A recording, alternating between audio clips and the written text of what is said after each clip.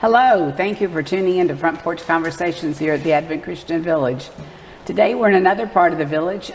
This is kind of the rambling show, but we are at the Youth Lodge at Camp Swanee. And my guest today is Paula Lucas. Paula, thank you so much for coming and sitting down to chat with me. You're welcome, Ann. And let our viewers know who you are and what you do. And I'll start by saying, what do you do at the village? I am the village church pianist. I have been for the last 5 years now, and I'm enjoying it very much. Well, from the times I've been there and seen you play, you look like you're enjoying it too. Thank you. Let's start in the beginning. Where were you born and where did you grow up? I was born in Portsmouth, Virginia. My dad was in the Navy, so I was born on the naval base, but we lived in Norfolk, so we had to cross the bridge. I was told I had a police escort to get there, and lived there 6 months and then moved to Jacksonville, and then we moved quite a bit ever since. And what are your fond memories of growing up?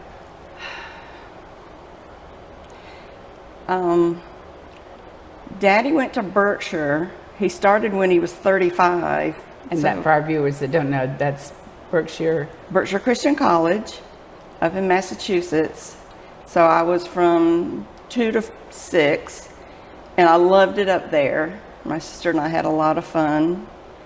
But then he became a pastor, and we moved several places. And I think Hickory, North Carolina was pretty much my favorite spot growing up. I had a lot of good teenage friends and a little more freedom. And that was, I think, one of his best pastorates. So we all had a good time there in Hickory. And it was probably a fairly small town at that point? It was. The Huffman family was big there, so we knew Millie Griswold from way back when and her family, and just had a lot of good friends in Hickory. You have a sister? Do you have other siblings? I just have one sister. I have a half brother. He lives in Jacksonville. We get together every now and then, and a lot of cousins. Tell us a little bit about where you live now. You live off campus. I live off campus in Butterfield Acres. Which for our viewers is just right outside the village. Right outside the village. I don't know if you want me to share this right now, but we had always planned to retire here. My mother has a house here. My dad had had it built about 35 years ago, and they had taken care of my grandmother, so we have a mother-in-law suite at the house. So when my husband had a stroke in 2018, and it did not appear he was going to get his voice back. Otherwise, he's very healthy. I called Mother. I said, can we move up there with you? She said, sure. So in 2018, we moved up into Butterfield Acres, and I took a year off of ministry, and then Tracy found out I could play the piano, and then she asked me, and that's how I got to be into the village church. Well, where did you graduate from high school? My actual high school graduation was in Hephzibah, Georgia. I've been there. It's nothing like it used to be. Oh, okay. It's been a very long time since I've been there. Yeah, Daddy was the executive secretary of the Southern region, so we moved from Hickory to Hephzibah, and so those were my final 2 years of high school. And from there, you went to Berkshire? Yes, Daddy had been, and so we were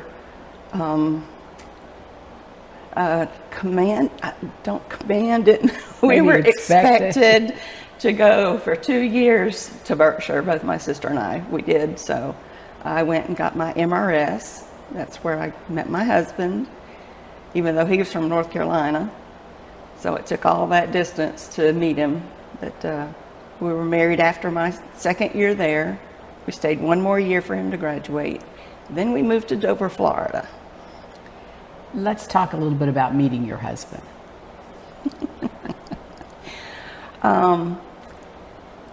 In the summer between my junior and senior year, I did Youth in Focus, which was an Advent Christian ministry for our teens. Mm-hmm. to travel to different churches, to do surveys and work with the churches however we could, a week at a time. And that's where I met my future roommate. Does she live at the village? Yes, it's Pam Buchanan. She was Pam Lassiter at the time. So Robin and Pam have now retired and moved here. So it's been so fun having her here. And she plays the piano too. So we're going to work into some duets. But anyway, I met Doug's brother as part of the Youth in Focus. He was a team leader. And after the summer was done, we all met at Camp Dixie. And from what Wayne tells me, he was going to bring his brother there to meet me. I don't know if this is a true story or not, but Doug didn't want to go. So, oh well, I didn't know all this at the time.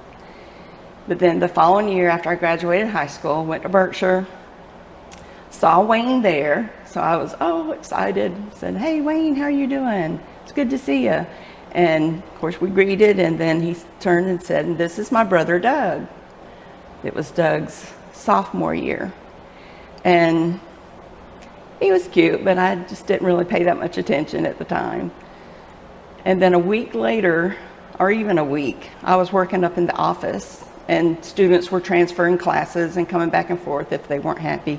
And he came in with that big smile, and that was it. I really noticed him then. And so then I kind of pursued him, and we dated and got married 2 years later. Where did you get married? In Augusta, Georgia. Near Hepzibah. Yes, we went to the Bethlehem Advent Christian Church there in Augusta, living out in Hepzibah. We traveled into Augusta every Sunday. And so we were at that church, and he and his family came down and got married there. Anything monumental about your wedding day? Let me just say this. Sometimes people have told me funny things about what happened or what didn't happen. Or Well, I kind of fancied myself an actress. I did real good in our freshman play at Berkshire. So I said, well, let's memorize our vows and the ring, what you say when you give the rings back and forth. Well, I was so totally nervous, I cut them in half. And he just kind of smiled, and of course he did them perfectly, because I don't know, he had that photographic memory where he can remember things. He always has. So, of course, he did it well, but I was shaking like a leaf. So does that mean you're only partially married? I don't know. I think we got the right words. Good. The best part, we got that in there. So after you were married, he went and finished the rest of his... Right. He did his senior year at Berkshire, and I worked for our librarian up there. I babysat through the year. So you just assured me earlier that even though you missed part of the vows, you were really, truly, completely married, right? Yes. I think the only thing that Doug was disappointed in the wedding was we had, for the reception, which was in the fellowship hall, we had one bite of cake, you know, how you share that, and just a drink of punch. And then we left for the honeymoon. He said, well, I wanted to stay and eat. And then the next thing I knew, we got to go. So we took off. We went to Asheville, North Carolina for our honeymoon. Saw the Biltmore Estate, Lake Lure, Chimney Rock. And then we ran out of money, so we came home a day or two early. Well, that but was we were college students. We tried to do it on our own. And those were nice things to see. Beautiful. We tried to go back a few times. Where did you live after you got married? We were in Thompson Hall, right on campus. It was the married couples dorm, I guess. It had 6 apartments, and we were all such good friends. And that was one of the most fun years I've ever spent, just having your friends right next door. We were all 1 or 2 years married, and so we were all able to help each other and vent and share and just have fun together. So that was a very good year, especially since I didn't have to study anymore. Maybe you got called on to do more things. No? Well, I babysat our librarian's little girl for that year, trying to make some extra money. It was just a fun year. We made lifelong friends that year. Oh, I'm sure. We'll come back to that in a minute, though. Where was your first church that your husband pastored? Well, it was the only church. Like I said, my dad was the executive secretary of the Southern Region, so he was always at Berkshire, coming up to try to get pastors that were graduating from Berkshire. And so that year, it was 2 students graduating, my husband and a friend, Dan. And so they both were wanting to go to the Southern Region. And it was almost like they flipped a coin. I think Dover was open and Brunswick, Georgia was open. So Doug said, well, I'll candidate in Dover and you can candidate in Brunswick. I don't know which one decided how. But Doug did that. They called him. So right out of college, we drove to my house, packed up my stuff, and I guess we packed up his stuff along the way. I'm sure we did. Some of it's a blur. And then we drove all the way down to Dover. For our viewers that may not know, where is Dover? Dover is about 30 minutes outside of Tampa, Florida. About an hour from Orlando. Right then it was still is the strawberry capital of the world, and a lot of farmland. So Doug felt good about that because he was raised on a farm. And so he loved it, and it was close enough to town for me. And we were there for 40 years. That first and only church. Yes. Mm-hmm. That's quite a career. It was. One of the visitor pastors came and was asking, so why have y'all stayed here this long? And I just told him, Doug hates change. So he never wanted to go anywhere. I kept thinking every year we were going to go back to a North Carolina church because that's where he was from, and he loves North Carolina. But the Lord never called him back up there, and so we stayed at Dover. Well, I guess that I called that a career, but it's better called a ministry. It was a ministry. It was definitely a ministry. And how were you involved with the ministry there? He didn't want me to work. So I was the regular pastor's wife, homemaker, mom. I helped at the church where I could.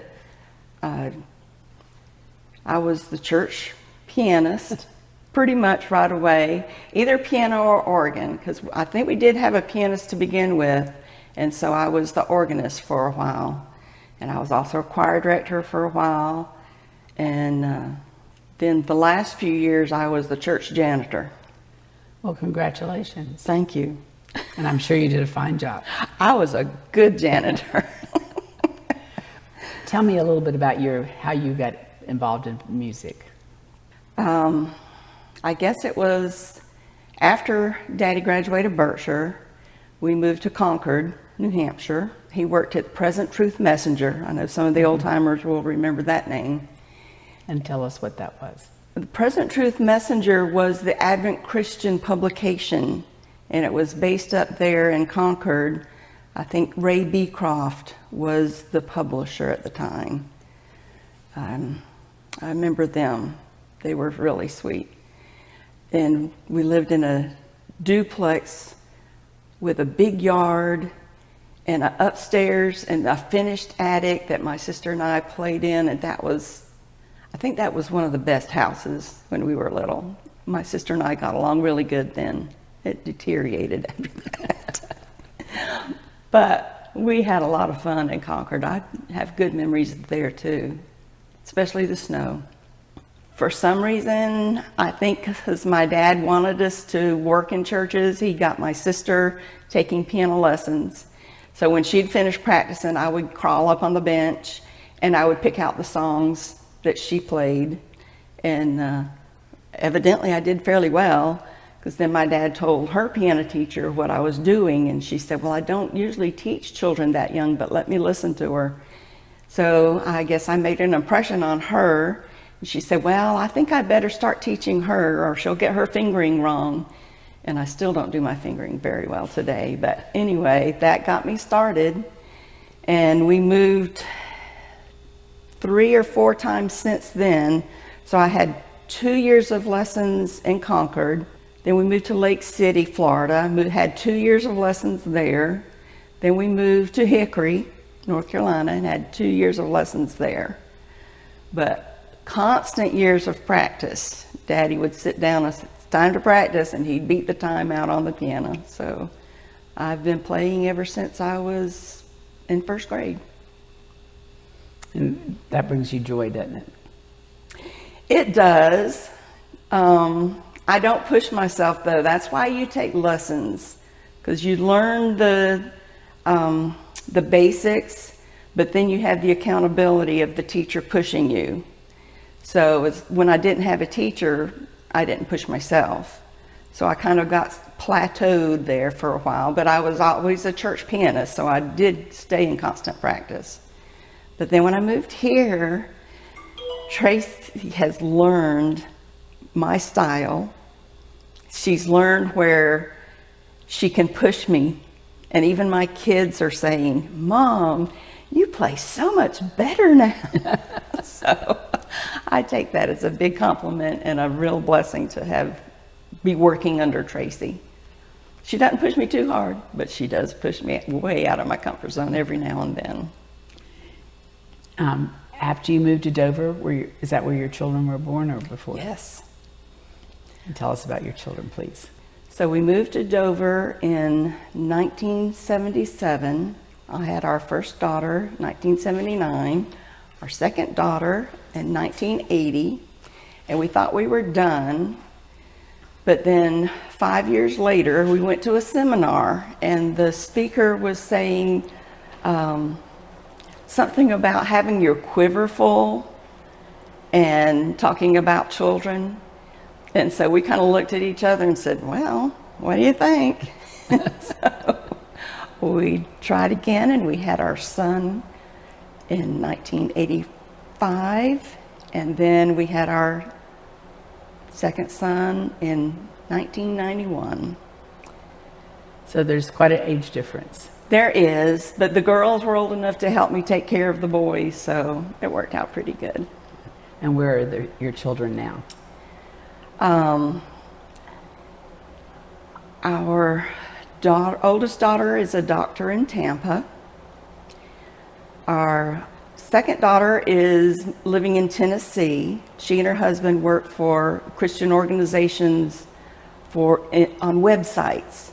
They work at home online, and beautiful situation. Our older son is a pharmacist in Oldsmar, Florida. It's in Pinellas County, just above Clearwater, in that area. And our youngest son is living in Tampa right now. And how many grandchildren? We have 6 grandchildren. The 3 oldest children each have 2, and they're wonderful. They're just wonderful. I know you have said that you grew up basically in church and have been involved.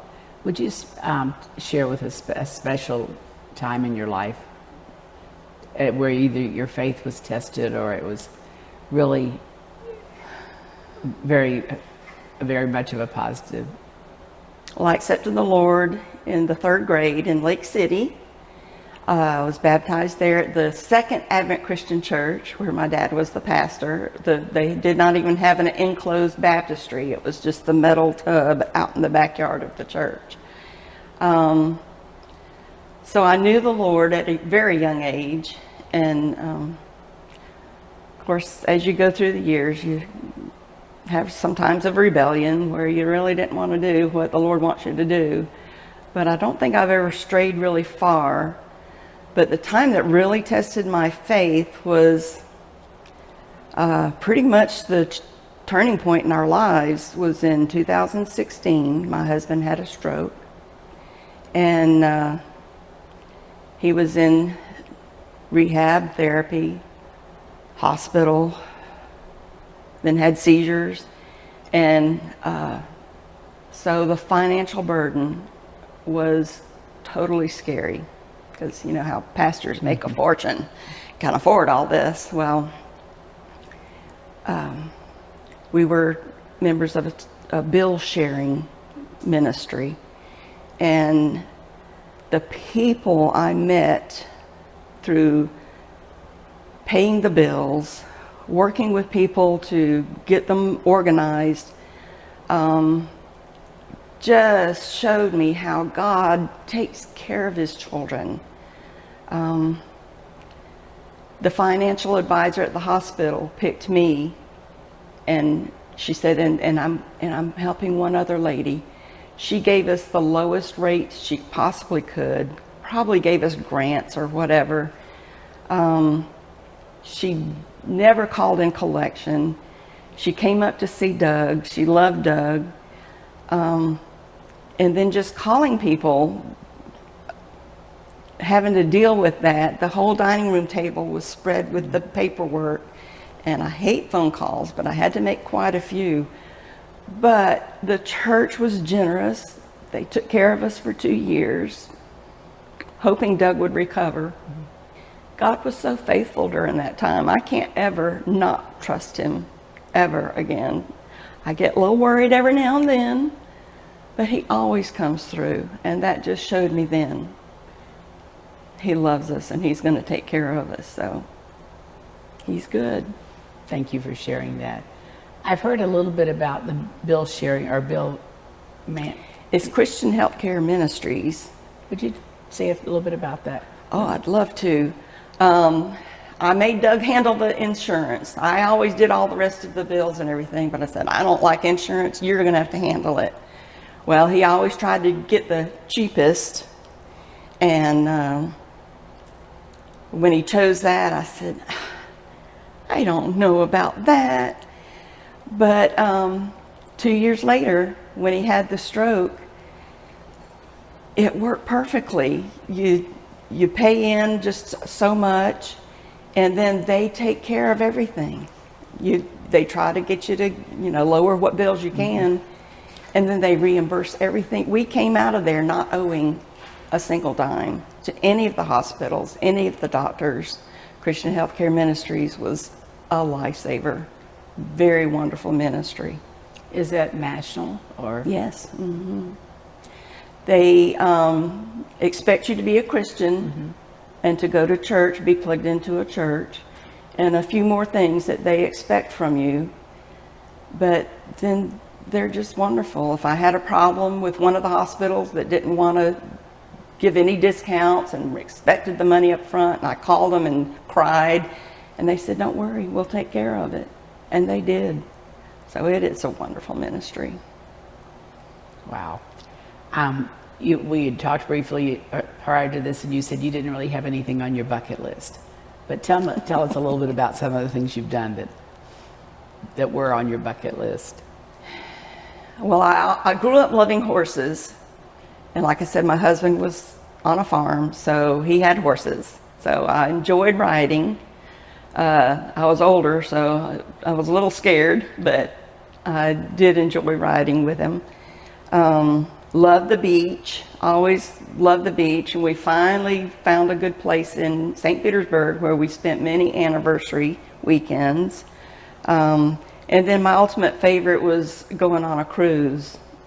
For our 25th anniversary, the church and my children sent us on a cruise, and we just fell in love with that. So we've been on 3 cruises already, including with some Berkshire friends. And so I think I'm not very adventuresome, but that cruise was wonderful because you just have to stay on the boat, sit in the chair and read and eat. And so I would love to go on a longer cruise. I think that's about as adventuresome as I think I'll ever get. I don't care about traveling too much. I love looking at the mountains. I love being on the beach, but just sailing on that water. It is a peaceful place. It's a very peaceful place. Well, I really enjoyed having you sit down and visit with me today. And I'm sure we could go on and on with you naming particular people who you went to college Oh, with my and are still goodness. acquainted, who actually live here or live near here. It was like coming home. It was like a reunion.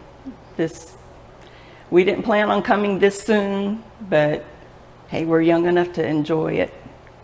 And I think that's always a good decision. Come before you need it. Yeah, and Mother was ready for us to come. It turned out. So, Well, thank you so much. thank you, Ann. And was it painful? It was a little nerve-wracking. Thank you for tuning in today to Front Porch Conversations. I hope you'll join us for another guest visit.